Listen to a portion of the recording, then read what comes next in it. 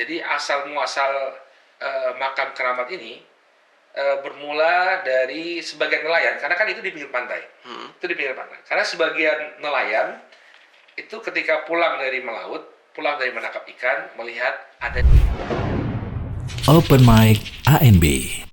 Ustaz, ini ada fenomena yang saya kira cukup positif ya berkembang di tengah-tengah masyarakat.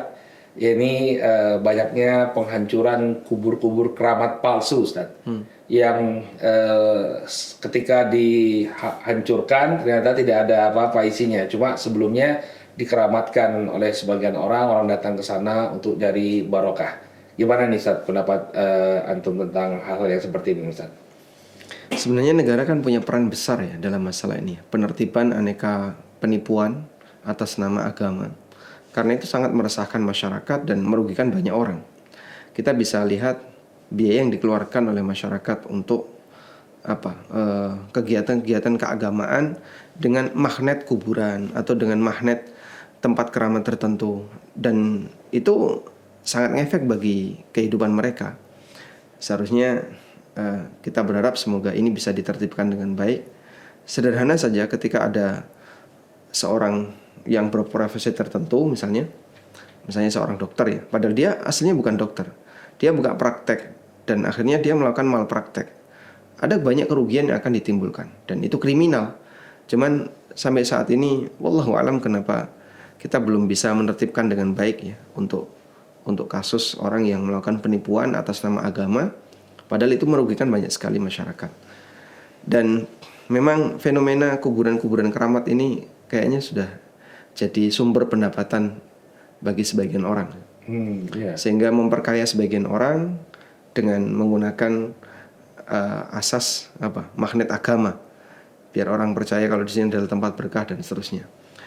Kalau saya sendiri melihat ada beberapa pengalaman, karena saya berasal dari rumah asli saya atau tempat tinggal asli saya, orang tua saya di Lamongan Pantai Utara, dan ada banyak sekali kuburan yang dikeramatkan di situ. Oh gitu, Sob. Memang ada kuburan yang sudah lama dan ada kuburan baru. Ada satu makam yang dia waktu saya kecil di usia SD, sehingga saya SMP itu masih sepi sekali. Dan penunjuk arah itu cuma pakai triplek yang ditaruh di atas kursi, dikasih tahu ini kuburan Syekh Fulan. Dan itu berada di tepi pantai. Waktu saya datang ke sana waktu itu ya, masih sepi, nggak ada orang, nggak ada yang namanya bis, nggak ada apa. Paling orang datang ke sana naik motor. Dan ketika Ramadan juga sepi. Saya pernah datang ke sana Ramadan, waktu itu masih SMP atau sudah SMA, itu Ramadan sepi. Belakangan, Masya Allah, yang datang bis-bis besar, dan ada banyak sekali para peziarah. Kemudian yang dulu cuma triplek ditaruh di atas kursi, sekarang jadi kayak baliho pelang gitu, besar, bagus ya. Bagus.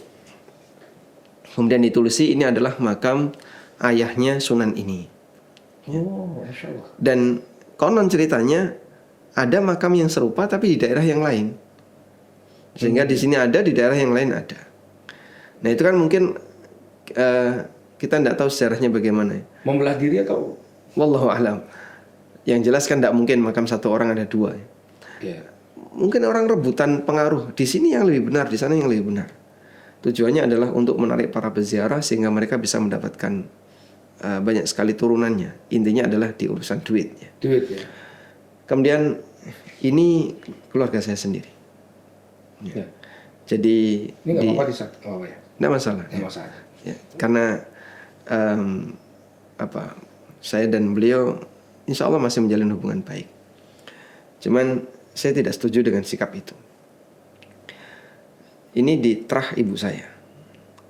Ada sosok yang dianggap manusia bersejarah di kampung saya. Namanya Kiai Darsono. Sebutannya Kiai Darsono. Sebutan Kiai itu bisa bermakna dia orang berilmu, bisa juga bermakna sesepuh, baik berilmu atau tidak. Karena masyarakat saya sendiri di daerah Lamongan menganggap Kiai Darsono itu bukan ulama, cuman penggembala kambing yang pernah membuat sumur. Kemudian dia setelah meninggal namanya jadi dikenal banyak orang karena terkenal dia Dia pernah membuat sumur. Sampai Pengembala kambing yang pernah membuat sumur. Iya, Oke, Ustaz. pengembala kambing pernah membuat sumur. Sampai akhirnya nama ini jadi nama jalan. Jalan Kiai Darsono. Ya. Cuman sosok itu dimakamkan di mana nggak ada yang tahu. Nah, kemudian salah satu keluarga ibu saya itu dia mondok mungkin dari usia SMP. Dia mondok sampai di usia sekitar 45 tahun atau berapa itu baru dia keluar dari pondok. Saat dia keluar dari pondok itu saya sudah punya, dan waktu dia keluar pondok belum nikah ya. Saya sudah punya anak dan dia belum nikah. Padahal dia dengan saya selisihnya jauh sekali. Dia mungkin agak dekat usianya dengan ibu saya. Ketika dia pulang, nah dia itu membuat tempat tinggal di dekat kuburan atau makam keluarga kami. Kami punya makam keluarga yang ada di tanah warisan dari keluarga, Iya. keluarga ibu. Akhirnya keluarga beliau ini merapikan makam itu, kemudian dulu minta sumbangan, termasuk dari keluarga kami juga dimintai sumbangan, kemudian ke tetangga-tetangga minta sumbangan semen, sumbangan dana dan seterusnya, sampai akhirnya jadi kuburan yang bagus. Lalu dia mengklaim ini adalah kuburan Kiai Darsono, dan dia kemudian ngajak sebagian masyarakat biar rezekinya lancar dan apa, Anda bisa berdoa di sini dan minta di sini. Kemudian dia juga modelnya pakai air zikir di kuburan. Sampai akhirnya semakin besar kuburan itu jadi sangat bagus. Dan termasuk kuburan nenek-nenek saya itu jadi bagus. Juga, ya? Ada di sekitar situ. Kemudian dia menyampaikan bahwa dialah keturunan Kiai Darsono. Itu bagian akhir yang pernah saya dengar langsung, bahkan itu direkam. Dia membuat pernyataan bahwa dia adalah keturunan Kiai Darsono. Kalau dia mengklaim keturunan Kiai Darsono, berarti saya juga masuk bagian itu. Masya Allah. Antum anak keturunan wali siapa? Tapi Darsono bukan wali. Bukan wali.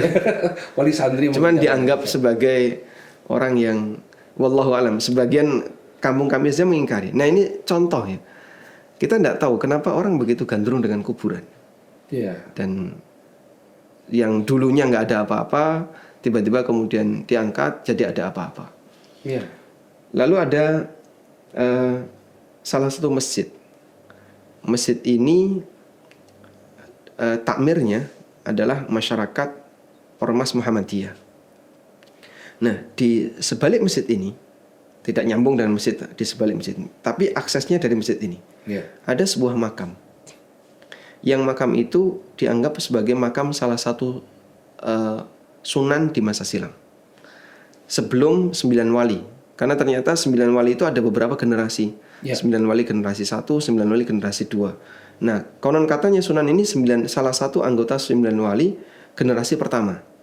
Kalau yang kita kenal ada Sunan Giri, Sunan Ampel dan seterusnya. Ini 9 wali generasi 2. Oh, generasi 2 ya, Ustaz? Katanya ya. Ya. Wallahu alam sejarahnya bagaimana kita tidak tahu. Tapi katanya itu generasi 2. Ada 9 wali generasi 1. Ya. Nah, di kuburan ini dianggap sebagai 9 wali generasi, salah satu anggota 9 wali generasi 1. Iya. Tapi aksesnya harus dari masjid ini. Nah, sebagian orang mau mengangkat kuburan ini ke permukaan, dan bahkan mereka sudah menyediakan lahan untuk parkir bis. Masya Allah. Dengan harapan nanti bisa dikunjungi oleh para peziarah. Tapi masyarakat Muhammadiyah menganggap nggak ada hubungannya dengan wali. Kuburan ini kuburan biasa, itu kuburan kampung. Oh enggak, itu kuburan wali. Nah kayak gitu kan jadinya muncul ketegangan di masyarakat gara-gara klaim kuburannya. Ya. Baik, nah kita sendiri tahu bahasanya orang yang sudah mati itu butuh untuk didoakan, bukan dimintai doa. Iya. Dan kalaupun kita sepakat ini orang soleh, baik itu orang soleh, tapi siapapun namanya orang mati kan sudah terputus amalnya. Sebagaimana sabda Nabi SAW dalam hadis riwayat Muslim, idza matal insan inqata amaluhu illa min thalath. Apabila orang itu mati, maka terputus amalnya. Justru yang hidup masih bisa beramal, dia bisa berdoa mohon langsung kepada Allah. Kenapa justru dia malah bergantung kepada yang mati? Ya. Ya mungkin ini semoga nanti bisa ditertibkan oleh pemerintah, dan landasan kalaupun misalnya kita berangkat dari ideologi seharusnya bisa dirapikan ya. Betul nggak ini kuburan orang soleh misalnya? Atau jangan-jangan itu kuburan orang yang diklaim sebagai orang soleh? Iya. Yang nggak ada sejarahnya apa-apa, tiba-tiba oh ini makam Kiai Darsono misalnya. Iya. Ini makam Sunan siapa? Padahal dulu nggak ada sejarah kayak gitu. Iya. Apakah kemudian orang dulu itu nggak tahu sama sekali tentang keberadaan makam itu? Baru orang belakangan tahu. Pakai alat apa dia ngecek itu? Atau hanya sebatas klaim? Ya, mungkin Ustadz juga punya pengalaman. Iya, sepertinya ini fenomena bukan cuma di Indonesia tapi di berbagai negeri kaum muslimin ya. Di Hadramaut dulu ya, waktu saya belajar di Hadramaut ya, ada kisah yang memang saya alami sendiri ketika hari raya Idul Adha di awal-awal saya di Hadramaut itu, kami camping Ustaz, karena liburan hari raya Idul Adha. Kami camping di pinggir pantai. Nama pantai itu Pantai Sharma. Sekitar 1,5 jam lah dari kota Sihir, dari pondok pesantren tempat kami belajar. Di malam hari ketika itu kami bawa daging kurban untuk dimasak di sana. Malam hari tiba-tiba datang satu rombongan. Ya, satu rombongan datang ke tempat kami, dan di sana ada bangunan tua ya, yang kami jadikan tempat untuk kami istirahat. Ada bangunan tua, bangunan yang sudah tidak terurus.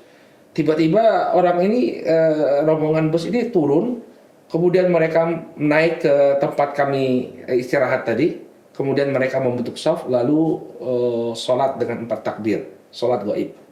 Subhanallah. Kemudian setelah itu mereka tidak lama di sana, kemudian mereka masuk lagi ke dalam bus, kemudian pergi.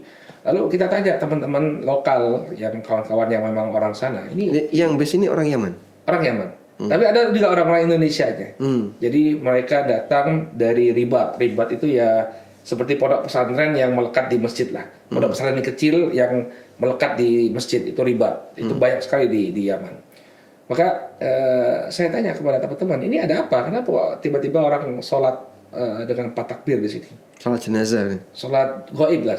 Ya, sholat jenazah. Bentuknya sholat jenazah. Bentuknya sholat jenazah.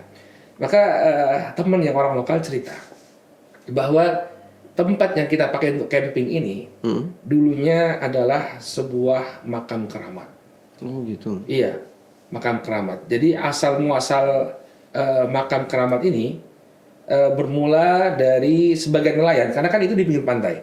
Itu di pinggir pantai. Karena sebagian nelayan itu ketika pulang dari melaut, pulang dari menangkap ikan, melihat ada cahaya yang muncul di balik bukit, karena itu tempatnya agak tinggi. Nah, kemudian dikaranglah sebuah mitos, sebuah cerita bahwa itu adalah makamnya Habib Fulan, ya, ada ulama, ya. Sebelumnya nggak ada, tapi karena ada orang yang lihat ada cahaya, ada cerita, muncul cerita. Akhirnya mereka mulai membangun makam di sana. Makam itu jadi dibangun, sebelumnya nggak ada. Dibangun makamnya, kemudian. Tapi makam memang ada di situ. Nggak ada makam. Nggak ada makam Sekali. Mereka yang baru bangun itu. Karena pandangan dari si nelayan tadi ada cahaya di sana, maka tempat munculnya cahaya tadi dibangun makam. Masya Allah. Ya. Kemudian dibangun besar, orang datang ziarah ke sana. Sampai kemudian ada salah seorang pemuda dari kampung sana, alhamdulillah Allah beri kemudahan untuk belajar di pondoknya Syekh Mukbil di Darul Hadits Damaj. Ya, kemudian beliau belajar tentang tauhid, ya, lalu kembali ke kampung halamannya. Dan melihat aksi perbuatan kesyirikan, orang datang ke sana untuk malah berkah, minta berdoa kepada orang yang ada di sana, padahal makamnya sendiri tidak jelas. Nah, kemudian mulailah dia berdakwah di tengah-tengah masyarakat, sampai kemudian alhamdulillah dengan keutamaan dari Allah dakwah itu diterima. Lalu mulai dia mengajak masyarakat untuk menghancurkan atau meratakan makam keramat yang tadi dipercayai sebagai makam wali. Tapi Ustaz, sudah dibongkar. Katanya itu Ustaz, ya, katanya itu tetap nggak berani Ustaz. Jadi masyarakat itu tetap takut. Akhirnya dia memberikan contoh terlebih dahulu, dia ambil alat, kemudian dia hancurkan makam dan tidak terjadi apa-apa. Alhamdulillah, akhirnya dihancurkan makamnya tadi, tapi bangunannya masih ada. Ya, dipakai untuk orang camping. Jadi pemahaman bahwa itu kuburan keramat untuk masyarakat lokal yang di sana itu udah hilang. Jadi mereka tidak lagi menganggap itu, alhamdulillah dengan keutamaan dari Allah, ya mereka tidak lagi menganggap itu sebagai makam keramat. Tapi yang dari luar-luar saat mereka masih mengingat itu sebagai makam keramat. Makanya ada yang datang waktu malam hari tersebut. Nggak sampai terjadi konflik ketika proses penghancuran kuburan. Enggak, alhamdulillah, karena memang masyarakat dia itu sudah semangat. sudah didakwahi. Cuma mereka untuk menghancurkan itu masih ragu, takut. Tapi begitu Ustadz tadi yang belajar di Mahat Yasin Mobil tadi menghancurkan sendiri makam tersebut dan tidak terjadi apa-apa pada dirinya, alhamdulillah ya mereka meninggalkan kepercayaan bahwa itu adalah makam seorang wali. Cuma yang dari luar-luar ini yang masih meyakini kalau di sana itu ada makam wali, ya. Baik. Jadi itu memang sebenarnya fenomena yang bukan hanya terjadi di negeri kita, ya. Tapi Di Yaman juga ada ya. ya mungkin ngadopsi dari Yaman juga mungkin. Jadi fenomena makam palsu memang demikian dominan. Iya. Ustaz, saya pernah dengar katanya ada makam keledai yang Oh iya. dikeramatkan. Ya kisahnya sangat masyhur itu ya, banyak disebutkan oleh para ulama. Jadi ada keledai, ada orang punya keledai, kemudian keledai ini sangat dia sayangi, akhirnya keledainya dimakamkan begitu. Lalu karena orang-orang simpatik ya dengan si fulan ini yang keledainya mati, mereka bangun makam dan memberikan donasi. Jadi awalnya itu karena simpatik dengan kesedihan si fulan karena keledainya mati, mereka kasih donasi. Tapi kok donasinya itu makin hari itu makin sedikit. Akhirnya bagaimana agar mereka bisa mendapatkan uang, yakni keluarga si pemilik keledai ini bisa mendapat uang, mereka ngarang cerita. Mengatakan bahwa ini makam wali. Akhirnya banyak orang yang datang kemudian memberikan donasi. Jadi sebenarnya ini ada motif-motif ekonomi. Ya benar apa yang Ustaz sampaikan di awal tadi bahwa ada motif-motif ekonomi di balik kuburan-kuburan keramat ini ya untuk mendapatkan sumbangan dari masyarakat. Sebenarnya apa sih latar belakang orang itu begitu gandrung dengan kuburan sampai mereka membuat kuburan palsu hanya untuk demi bisa gandrung dengan kuburan? Yang asli masih banyak tapi ditinggalin ya. Kemudian dia buat kuburan palsu yang dianggap orang soleh. Kalau saya kira itu ya mungkin karena ekonomi ya seperti antum ceritakan ya. Selain latar belakang ekonomi. Nah, yang menjadi latar belakang ekonomi kan berarti yang membuat. Nah, kenapa orang gandrung ke kuburan keramat ya itu aja ya. Saya kira karena mungkin ini Ustaz. Banyak orang yang merasa ibadahnya kurang atau bahkan nggak pernah ibadah sama sekali. Kemudian mereka juga orang-orang yang bergelimang dengan kemaksiatan sehingga langsung meminta. Kalau langsung meminta kepada Allah Subhanahu wa taala mereka malu. Makanya mereka berharap orang-orang yang ada di kuburan keramat itu, wali-wali yang mereka anggap sebagai wali itu di kuburan keramat itu bisa menyampaikan hajat mereka kepada Allah. Dengan keyakinan itu ya. Nanti ini akan mengantarkan doanya kepada Allah. Iya, kebanyakan itu yang menjadi keyakinan mereka ya. Mereka ibadahnya kurang, tapi kan wali ini kan masya Allah gitu, kekasih Allah. Itu yang menjadi latar belakang mereka untuk datang ke kuburan-kuburan tersebut. Padahal itu kan tidak diperbolehkan. Kalau betul berangkat dari keyakinan itu seharusnya kan validasi kuburan itu penting. Penting sekali. Sebagaimana kita ya berkaitan dengan masalah hadis Nabi SAW. Kita kan selalu memastikan ini valid baru kita amalkan. Iya. Karena berkaitan dengan keyakinan. Nah kalau modelnya baru dugaan dan rentan sekali terjadi penipuan dan betapa mudahnya mereka kemudian mengikuti kuburan-kuburan yang baru yang mungkin belum ada validasinya. Itu kalau bicara keyakinan jadinya ringkih. Kenapa ideologi yang demikian kalian muliakan misalnya? Kan kita ini digunakan untuk ngalap berkah loh, untuk dapat biar doanya mustajab. Tapi ternyata di sebalik itu ada rentan penipuan kan, lucu ya. Ya itulah, masyarakat kita kan memang mohon maaf lah, kita harus akui bahwa mereka kurang cerdas dan kritis. Harusnya kan mereka telusuri benar atau tidaknya. Tapi kalau antum ke grassroots, ke bawah, ya mereka nggak peduli. Ada cerita begini mereka percayai.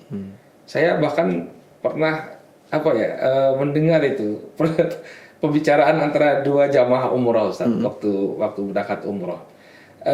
Sebenarnya saya mau menegur juga, tapi karena ada sesuatu dan lain hal, ya, jadi nggak negur. Ini dia bilang bahwa ada seorang wali gitu ya, yang sedang umroh, kemudian Nabi itu keluar dari makamnya. Kemudian Abu Bakar keluar dari makamnya, Umar keluar dari makamnya. Kemudian Nabi bertanya kepada Abu Bakar, siapa dia ini? dia ini dari Indonesia. Ya. Kemudian kata Nabi SAW, Indonesia adalah negeri yang penuh dengan keberkahan. Jadi saya ini khurafat, jelas-jelas banget khurafatnya begitu ya. Khurafatnya itu jelas-jelas banget. Dan katanya wali ini hidup ya zaman-zaman dulu, Ustaz.